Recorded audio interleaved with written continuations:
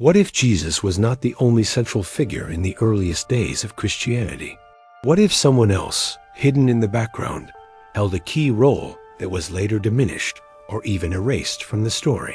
For centuries, most believers have heard about Peter, Paul, and John, but rarely about James, the brother of Jesus. Why is it that a man so close to him, a man who led the first community in Jerusalem, became almost invisible in the official narrative? Could it be that James carried a truth too dangerous to survive in the version of history shaped by power? This question is not a small one, because if James was more than a footnote, if he was the true heir to Jesus' message, then what we know as Christianity might have taken a completely different path. Some ancient sources and modern scholars suggest that James was not only Jesus' brother, but also the guardian of a hidden revelation, one that clashed with the voices that later defined orthodoxy. And Jonas, in his studies of Gnosticism, reminds us that forgotten figures often carry the forbidden keys to understanding how truth was reshaped. So ask yourself, why was James, the man who knew Jesus better than most, almost erased from the collective memory of faith? And what secrets about the origins of Christianity might be uncovered if we dare to look at his role with new eyes? The answers will take us through ancient texts, suppressed traditions, and mystical interpretations that reveal how power decided who would be remembered and who would be silenced.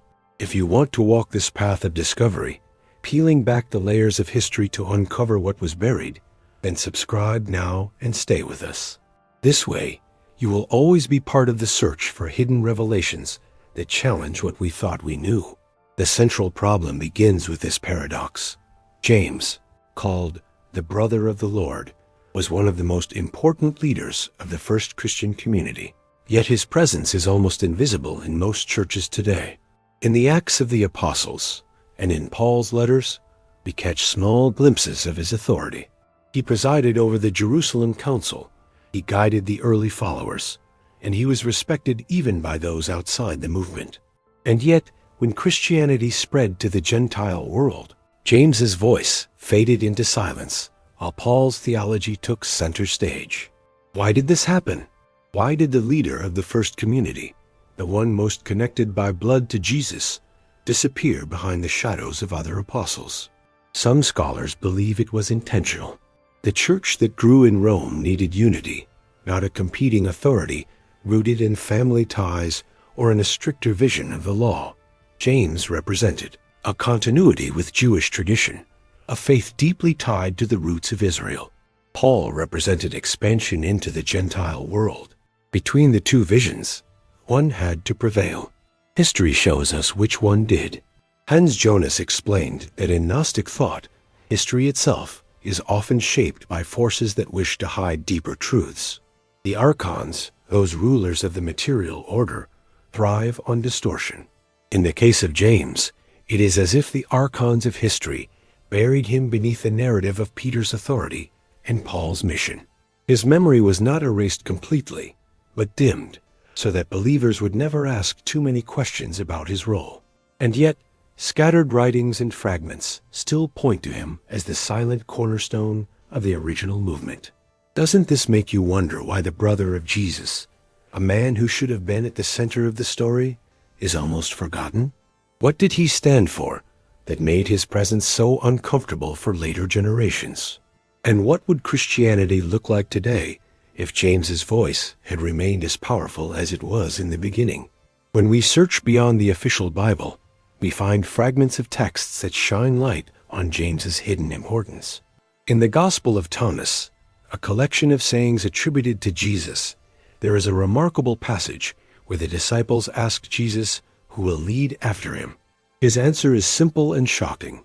Go to James the just, for whose sake heaven and earth came into being. This statement elevates James to a cosmic level, almost as if he were the true anchor of the community. How many Christians today have ever heard those words? The Gospel of the Hebrews, another early text lost to time, but quoted by ancient writers, also highlights James's leadership. And the historian Hegesippus, writing in the 2nd century, describes James as so revered that even priests in Jerusalem respected him. He was known for his ascetic life, his constant prayer, and his title, the Just. This image clashes with the silence that later overshadowed him in the Roman Church, where Peter and Paul became the foundation. Jonas noted that Gnostic writings often preserve echoes of figures suppressed in orthodoxy. In some of these traditions, James was seen as the one who received hidden teachings directly from Jesus, teachings that the others were not ready to hear. This idea fits the Gnostic pattern, a hidden heir entrusted with gnosis, later silenced because his vision contradicted the growing structures of power. Imagine the implications if James was the chosen successor. Then the church that emerged in Rome built itself not on the brother of Jesus, but on voices that moved the story in another direction. Doesn't this change the way we see the birth of Christianity? If James really carried a secret teaching, then the faith billions follow today may be only one branch of a tree that once grew in many directions. What then was hidden in his message? And why was it too dangerous to let survive? To understand why James's role mattered so deeply, we need to look at how symbols worked in the early Christian and Gnostic imagination. In traditional writings, James is called the Just, a symbol of purity, righteousness, and balance. He represents continuity with the roots of Israel, the law, and the spiritual discipline that prepared the way for Jesus. In the Gnostic vision, however, such titles are never merely moral, they point to deeper mysteries.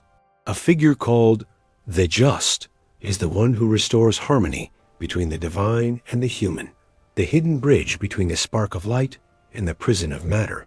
Jonas explained that Gnostic texts often invert or expand the meanings of such figures. To them, James was not simply a church leader. He was the receiver of gnosis, the one entrusted with truths that others could not bear. His role as the brother of Jesus takes on symbolic force. He becomes the reflection of the divine in human kinship, the proof that the spark of God can manifest even in family ties.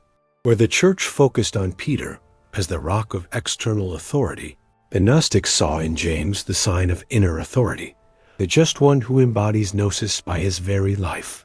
Consider how striking this is. If Peter symbolizes the outer church and Paul symbolizes the expansion into the Gentile world, then James symbolizes the hidden heart, the keeper of the original flame. His obscurity in later history, then, is not accidental. It mirrors the Gnostic belief that the world, ruled by archons, buries the true heirs of light under layers of distortion. James's symbolic presence challenges us to see leadership not as power or conquest, but as purity, justice, and inner vision. Now reflect, if James was meant to be the living symbol of gnosis, what does it mean that his voice was silenced? Could it be that his message carried a vision of faith too free, too pure, to serve the powers that built an empire? And if so, what would Christianity look like today if James's symbolic role had not been eclipsed? If James held such authority in the beginning, why is his voice almost lost today? The answer lies in the struggle for power during the first generations of Christianity. After the death of Jesus, the community in Jerusalem, under James's leadership, remained close to Jewish tradition. They kept the law, observed the practices of their ancestors, and saw the message of Jesus as a fulfillment, not a rejection, of Israel's faith. But when Paul's mission to the Gentiles expanded, the message began to change. For Paul, faith in Christ alone was enough, no law, no old obligations.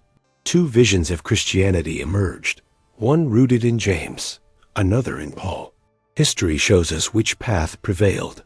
With the destruction of Jerusalem in 70 CE, James's community lost its foundation. As the church grew within the Roman world, Paul's vision, less tied to Jewish roots and more open to Gentiles, became dominant. Later leaders needed a unified story, not a conflict of authorities. To elevate Peter and Paul, James had to be minimized. And so, in sermons, in writings, and in collective memory, he slowly disappeared. His leadership became a footnote, while his role as the brother of Jesus was overshadowed by the grand narrative of Rome. Hans Jonas would remind us that this was not only politics, but also a spiritual drama. In Gnostic terms, the archons, the rulers of this world, were at work. The truth James carried could not serve an institution seeking empire-wide power. His ascetic purity, his closeness to the original message, and his possible reception of hidden teachings stood as a threat. The easiest way to neutralize him was to silence him. By controlling the story, the church controlled the faithful. By burying James, they buried the possibility of a different Christianity. Think about it. If the brother of Jesus, called the just, was sidelined for the sake of unity, what does that reveal about the forces that shaped the religion we know today? And if the one who knew Jesus most intimately was silenced, can we truly say we have heard the whole story of the faith's beginnings? The fragments we have of James suggest that his message was not simply about rules or tradition, but about a deeper fidelity to the truth of Jesus. Some early sources describe him as a visionary who received appearances of the risen Christ, and even as the true successor chosen to guard the community. In the Apocalypse of James, a Gnostic text discovered at Nag Hammadi, Jesus appears to James after the resurrection and entrusts him with secret knowledge, warning him that the world will resist him and that even the disciples will misunderstand his role. This is a powerful moment because it places James not on the margins, but at the center of revelation. Hans Jonas explained that in the Gnostic worldview, revelation was never for the many, but for the few capable of carrying it. James, as the just, becomes the hidden pillar of the community, the one who receives the gnosis that others could not bear. If this is true, then the suppression of his role was not only historical, it was spiritual. The very essence of gnosis was silenced to preserve a simpler, more controllable version of faith. What we inherited was not the full spectrum of Jesus' teaching, but a streamlined narrative that erased the one who carried the forbidden's knowledge. Imagine how different the history of Christianity might look if James's revelation had survived openly. A faith centered not on empire, but on justice, not on external authority, but on inner purity, not on division, but on a hidden wisdom meant for those ready to awaken. Instead, his memory was buried, and only fragments remain, waiting for seekers to rediscover them. Doesn't it stir something within you to know that the brother of Jesus may have been chosen to carry a secret truth, and yet his voice was silenced? This is the turning point. Once we see James not as a shadow, but as a bearer of revelation, the entire story shifts. And it leaves us with a haunting question. If the truth of James could be hidden for so long, what else still lies beneath the surface, waiting for us to uncover it? It may seem like James's story belongs only to the distant past, but once we look closer, we see that it speaks directly to our lives today. Because James's silence in history is a reminder of how truth can be buried by louder voices, by systems that favor power over authenticity. How many times in your own life have you felt your voice ignored, your truth overshadowed, because it did not fit the story others wanted to tell? James embodies that struggle, the one who carried a pure vision, yet was silenced because it threatened the path chosen by those in control. Hans Jonas explained that Gnostic teaching was always meant to awaken individuals, not institutions. The story of James challenges us to look beyond what tradition repeats and to listen for what has been forgotten. In our own spiritual journey, it means daring to seek what lies beneath, daring to ask, am I following what I was told, or am I discovering the hidden flame that was passed down, even in fragments? James's legacy whispers to us that truth is often quiet, often uncomfortable, and rarely embraced by the powers of this world. When we think about faith today, this revelation forces us to question the narratives we inherit. If James, the brother of Jesus, could be minimized and nearly erased, then we must ask, what parts of our own lives are we overlooking? Where is the hidden wisdom within us that we have silenced because the world told us it was too strange, too small, or too dangerous? To uncover James is to uncover ourselves, to remember that gnosis begins not with grand speeches, but with listening to what has been silenced. And here lies the challenge. Will we be content with the surface, or will we dig for the buried treasures of the Spirit? James's forgotten role is not only a historical curiosity, it is an invitation to live differently, to value purity, justice, and truth, even when they are not celebrated, to stand firm even when misunderstood, and above all, to recognize that sometimes the most important truths are the ones others do not want you to see. Here is where the silence around James becomes more than history. It becomes revelation.